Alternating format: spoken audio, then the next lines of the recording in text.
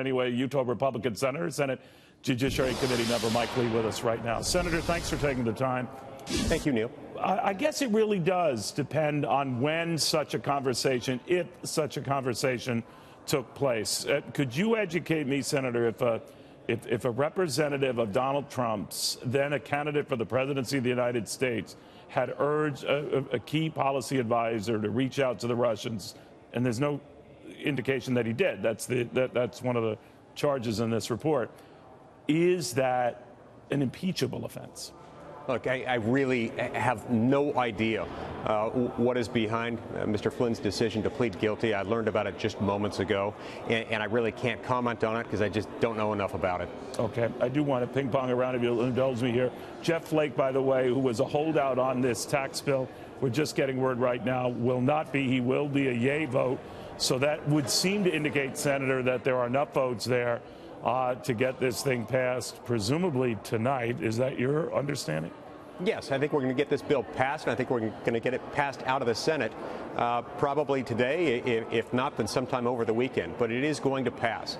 There are still questions remaining about exactly what it will look like, and we'll be undertaking an amendment process over the next few hours, trying to improve it. Now, Senator Flake, as you know, sir, was one who was concerned about the deficit, and that it's not worsen the deficit by almost all measures, whether the Joint Economic Committee, the Joint Committee on Taxation, so many others. This was going to do that. Do you know what assurances have been made to him to get that vote?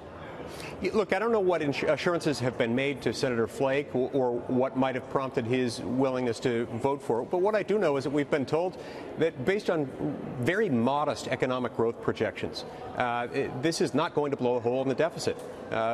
With fairly modest growth, the type of growth we can reasonably expect based on historical data and based on what we're doing in this bill, this is going to pay for itself.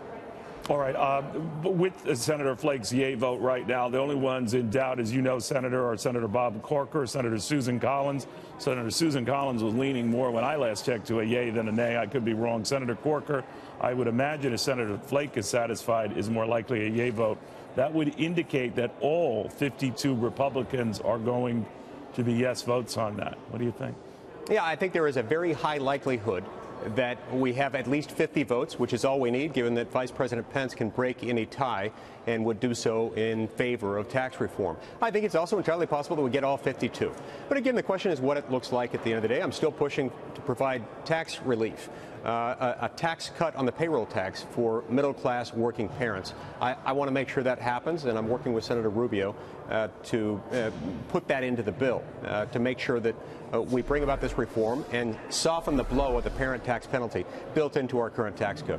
You know, Senator, the mean on it, I know you didn't want to discuss it at the outset. I can't blame you. All these are fast-moving developments on General Flynn.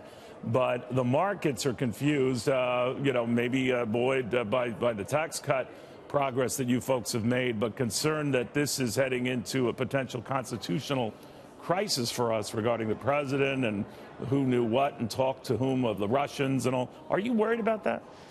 No, not at this point. I mean, look, we've got lots of other things to worry about right now. Our job is to make sure this tax bill gets done. There are all kinds of things one could assume when looking at this Flynn decision.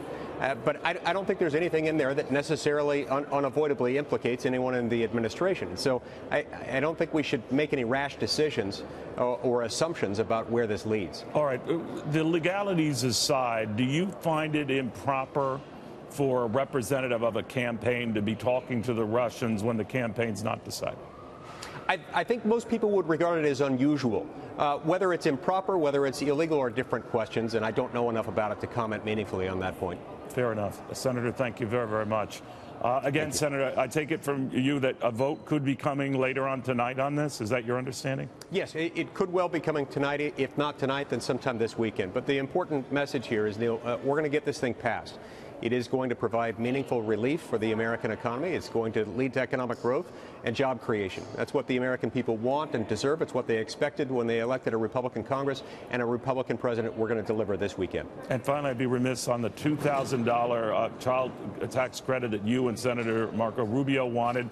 Is that holding firm, or has that been revised? What? Yes, that's holding firm, the $2,000 per child tax credit. What Senator Rubio and I are trying to do is provide for refundability up to the amount of taxes paid, including payroll taxes. In other words, up to 15.3% of earnings. This is an important part of alleviating the burden on working middle-class parents who suffer under the burden of the parent tax penalty. No doubt, but as you know, the Wall Street Journal and others have criticized the two of you for coming up with a new way to give a tax break to folks who, yes, pay payroll taxes. You're quite right. It's a burden. But that's a slippery slope then to start giving tax breaks to people who pay no income taxes. Well, but they are paying taxes. And look, try telling a construction worker or a school teacher or a police officer that they pay no taxes to the federal government Then when they see that payroll tax why not push to just lower the the payroll tax? Well, that's one of many approaches we could take. This fits neatly into the package that we already have in this bill of the child tax credit. This is the cleanest way of delivering that relief to them.